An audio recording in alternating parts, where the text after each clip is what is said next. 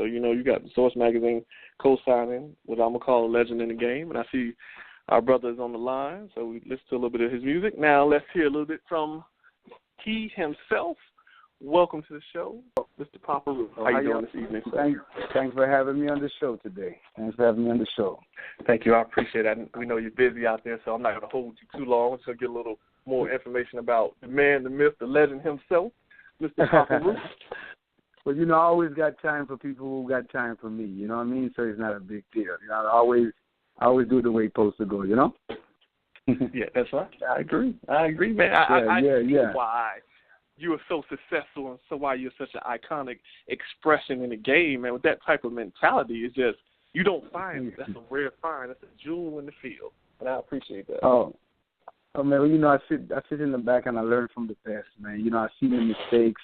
I've seen the progress, you know what I mean? So I basically took from every angle and all the platinum artists I've been dealing with over the years, and I created a diamond, you know what I mean? So right now, every move I make is chess moves. There it is. That's what I like to hear. Mm-hmm. All our younger generation, you definitely got to learn from the OGs and the triple OGs. Don't just be out there running around bumping your head. Nah.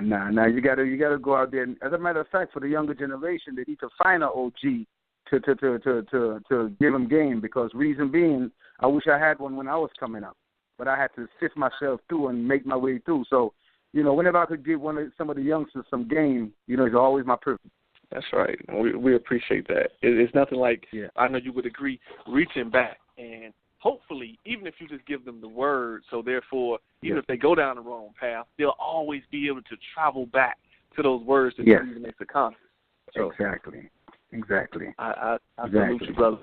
We definitely need that in this time and era with our people. Most deaf. So, to get into a little bit more history about Papa REU.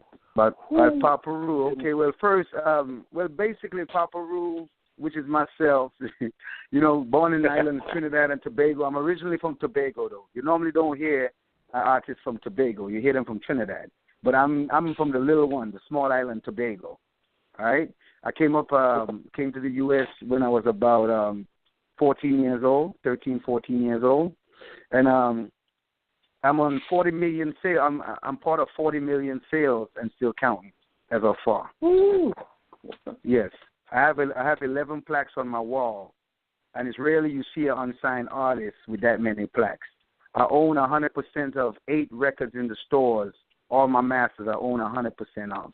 So, I sat back and I learned the game. I might not be in the forefront like the ones that's in the forefront now, but believe you me, the business-wise, I pretty much try to set myself up for the payday. You know what I mean? The real payday. Well, but back then I didn't really know how important it was going to be and how vital these masters was going to be until this internet game came in. You know what I mean? Because I have almost 200 to 300 songs online. Wow. So and that's including features and stuff like that. Okay, I can give you my track listing. I did a songs with of course, the Luniz. Remember that I Got 5 on it album? Believe it or not, I interviewed Yuck Mouth about 7 months ago. Yes. Okay, well, I was on their first album when they was with New Tribe, Virgin. I was on the theme song of the album. Yes, it's called Operation Stackholder. You could go back and look at it. I'm also on the 8-Ball MJG on the Outside Looking In CD with Suave House. Man, I was hella young doing that. We lick our shot, lick 'em up shot. Yeah, back then. Also, I was with the group H-Town when it was with Luke. You remember H-Town's group from Houston? That's right. Somebody knocking, rocking the boots. Knocking the boots. Yeah, I toured with them for 5 years. I have like 3 records with them when they was with Luke over there. So that's how I went to Cash Money, which I was there for about 6-7 years. You know what I mean? So basically I was in college for all these years, mastering the craft of the uniqueness that I have right now, which is with the R&B, H-Town, they helped me out, with the notes and the la-la-la. Then, of course, Cash Money with the off the corner, off the porch lingos and the swag and the southern woo-woo. And I already was an island boy. So imagine I put all this together and created Papa REU.